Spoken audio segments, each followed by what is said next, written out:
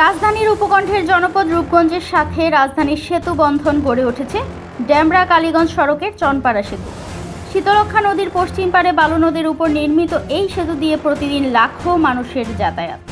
1996 সালে সেতু নির্মাণের পর মেয়াদ দেওয়া হয়েছিল 20 বছর, কিন্তু সেতুর নিচে বালুবাহী বাল্কহেড আর বিভিন্ন নৌযান চলাচলের সময় পিলারে ধাক্কা লেগে অনেক আগেই ব্যবহারের অনুপযোগী হয়ে পড়ে সেতুটি।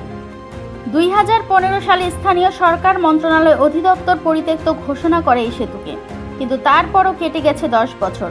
এখনও নেওয়া হয়নি সেতু নির্মাণ বা সংস্কারের উদ্যোগ। বর্তমানে জায়গায় জায়গায় ফাটল দেখা দিয়েছে, পলিস্টারে খসে বের হয়ে আছে রডের কঙ্কাল। সামান্য ভারী যানবাহন চলাচলেই প্রচণ্ড রকমভাবে কেঁপে ওঠে এই সেতু এখন এলাকার মানুষের মৃত্যু ফাঁদ।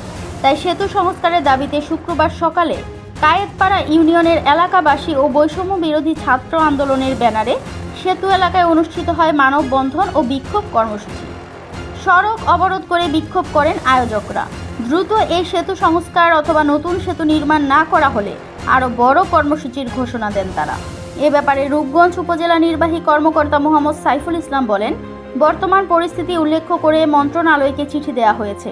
দ্রুতই নতুন টেন্ডার করে সেতু সংস্কার অথবা পুনর্নির্মাণ করা হবে। আজকে অনেক বছর হয়েছে যে পিলারের নিচেই অবস্থা ভয়াবহ ভাসমান আছে। ব্রিজ শুরু হওয়ার কারণে ভারী যানবাহন যায়, যে কোনো সময় বড় দুর্ঘটনা ঘটতে পারে। এখান দিয়া লাখের উপরে জনসংখ্যা, হাজারের উপরে গাড়ি যায়। এই ব্রিজটি চনপাড়া টু কালীগঞ্জ পর্যন্ত যাতায়াতের লোক আছে।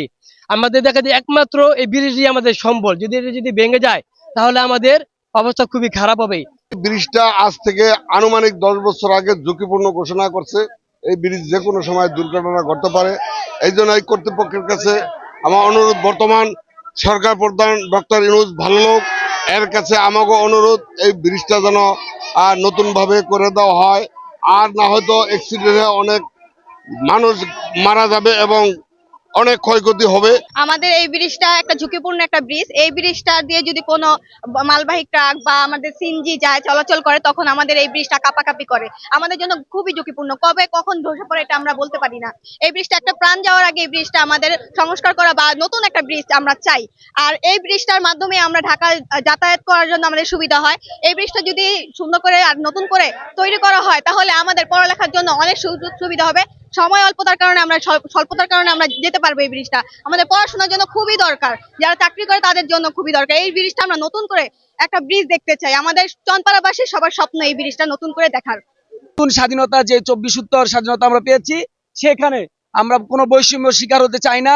এখানে নারায়ণগঞ্জ এবং এই ঢাকামনি দক্ষিণ, এটা মাঝখানে এই ব্রিজটা আপনারা জানেন, চনপাড়া এবং ডেমরা, সুতরাং একটা নোম্যান্স ল্যান্ডে এটা পড়ছে। সেই ক্ষেত্রে কোনো প্রকার বৈষম্য এই বল পাস দেওয়া দিয়ে আমরা এটা মেনে নিব না। এজন্য আমি উদাত্ত আহ্বান জানাই যে প্রশাসনের যারা আছেন, এখন সরকার নাই, এখন আমাদের আরো হচ্ছে ভালো সরকার আমরা পেয়েছি আলহামদুলিল্লাহ। আপনারা আপনাদের এই বিষয়গুলি সিদ্ধান্ত নেবেন, আমাদের আহ্বান আপনারা শুনবেন। আপনারা জানেন যে এই ব্রিজটা সম্পর্কে 10 থেকে 15 বছর আগে এটাকে পরিত্যক্ত ঘোষণা করা হয়েছিল। তো এইখান দিয়ে ডেমরা থেকে কালীগঞ্জ পর্যন্ত মানুষের যাতায়াত হয়, প্রায় লাখখানেকের বেশি মানুষ, আর প্রতিদিন হাজার হাজার গাড়ি যাতায়াত করে। তো আপনারা প্রশাসনরা কি কোনো মৃত্যুর অপেক্ষা করতেছেন নাকি, বা কোনো প্রাণনাশ ঘটার পর কি ব্যবস্থা নেবেন? আর প্রাণনাশ ঘটার যদি অপেক্ষাই করে থাকেন তাহলে ব্রিজ নিয়ে আর কোনো কথা বলে লাভ নাই। আমরা চাইতেছি, প্রশাসনের দৃষ্টি আকর্ষণ করে বলতে চাই যে কোনো দুর্ঘটনা বা প্রাণনাশ ঘটার আগেই যাতে এই ব্রিজের কোনো সংস্কার না, আমরা এই ব্রিজের পাশে একটি নতুন ব্রিজ চাই। আর যদি আমরা আমাদের এই দাবি পূরণ করতে না পারি, ইনশাল্লাহ সামনে আরো কঠোর আন্দোলনের ডাক দিতে পারি আমরা। এটি আমি যোগদানের পর থেকে এলাকাবাসী, সাংবাদিক সবাই কিন্তু এই দাবিটি করছেন যে এই ঝুঁকিপূর্ণ সেতুটি পুনরায় নির্মাণ করা দরকার।